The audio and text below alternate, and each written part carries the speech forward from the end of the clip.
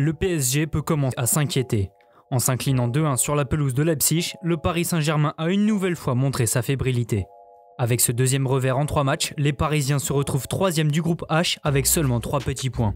Pourtant, le club de la capitale démarre fort, très fort même, puisque dès la 6e minute de jeu, Di Maria donne l'avantage à son club. Keane récupère une passe en retrait d'Upamecano avant de glisser le ballon à son coéquipier. Di Maria devance la sortie de Gulacsi et termine d'un subtil extérieur du gauche. L'Argentin permet au PSG de mener 1-0, mais le club de la capitale se fait peur seulement 2 petites minutes plus tard. Sur un centre venu de la droite, Aïdara seul au 6 mètres place son plat du pied, mais c'est sauvé miraculeusement par Navas. L'arrêt réflexe du Costaricain suivi d'un tacle salvateur de Florenzi sur une frappe d'Angelino. Le rythme ne retombe pas puisqu'au quart d'heure de jeu, Paris obtient un penalty. Sur une ouverture de Sarabia, Keane enchaîne contrôle porte-manteau et frappe en pivot, mais sa tentative est touchée de la main par Upamecano.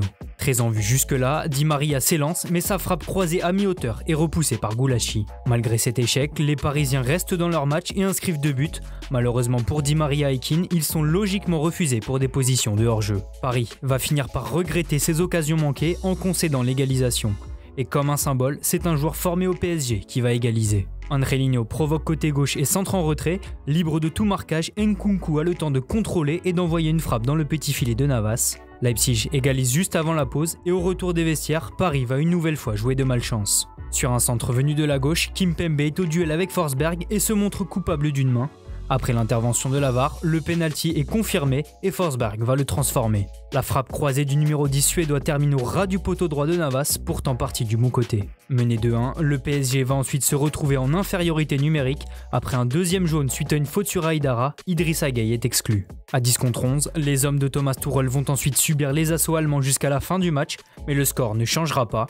Leipzig prend sa revanche sur le Final 8 d'août dernier et grimpe à la 2e place du classement avec 6 points au compteur.